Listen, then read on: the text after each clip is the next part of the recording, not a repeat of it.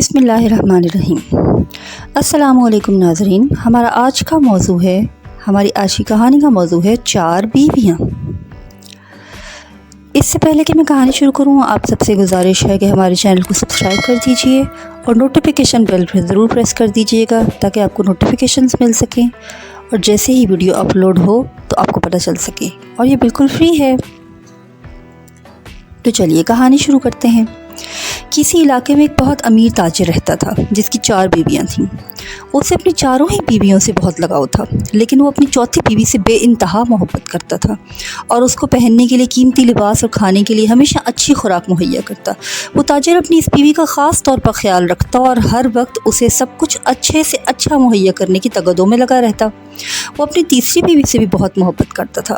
اس بیوی پر اسے بہت ناز تھا اور وہ چاہتا تھا کہ اپنے دوستوں سے بھی اس کو ملائے تاکہ تاجر کو ایک خوف رہتا تھا کہ کہیں وہ کسی اور مرد کے ساتھ نہ چلی جائے، اس لیے وہ اسے بڑا چھپا کر رہتا تھا۔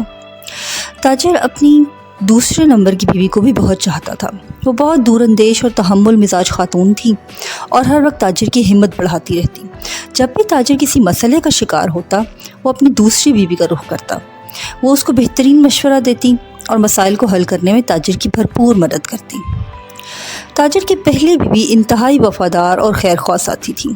وہ تاجر کی صحت اور کاروبار کا خیال رکھنے کے ساتھ ساتھ گھر کے باقی انتظامات کا بھی دھیان رکھتی، لیکن تاجر کو اپنی پہلی بیوی سے کچھ خاص لگاؤ نہیں تھا۔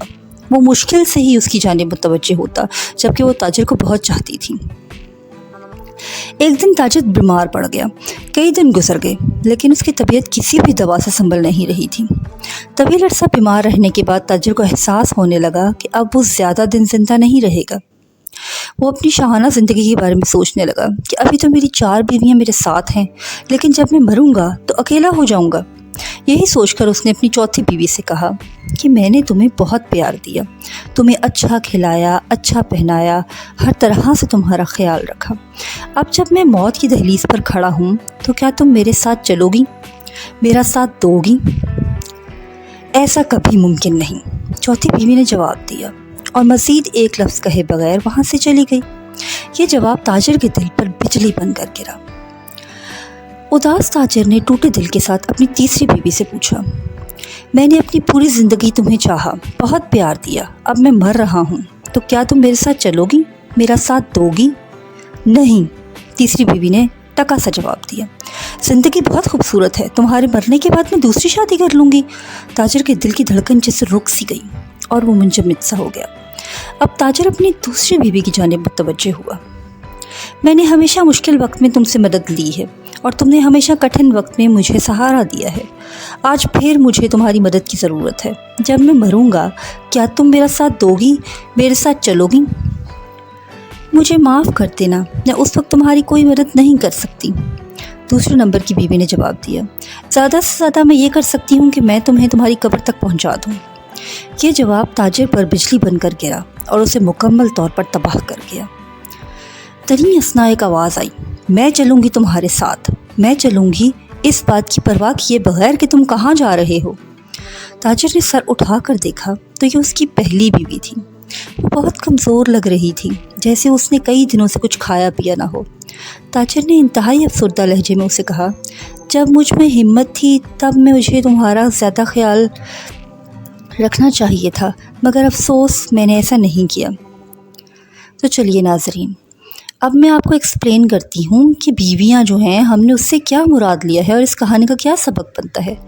در حقیقت ہماری زندگیوں میں بھی 4 بیویاں ہوتی ہیں۔ چوتھی بیوی ہمارا جسم ہے، چاہے ہم اس پر کتنا بھی خرچ کریں، خواہ اس کی کتنی بھی حفاظت کریں، جب ہم مریں گے تو اس کو اسی دنیا میں چھوڑ کر جانا ہوگا، یہ ہمارے ساتھ نہیں جائے گا اور ہم اپنا زیادہ تر وقت اور پیسہ اسی پر خرچ کرتے ہیں۔ ہماری تیسری بیوی ہماری ملکیت، سٹیٹس، دولت اور ساز و سامان ہے۔ ان میں سے کچھ بھی ہمارے ساتھ نہیں جائے گا، بلکہ ہمارے مرنے کے بعد یہ سب کسی اور کا ہو جائے گا۔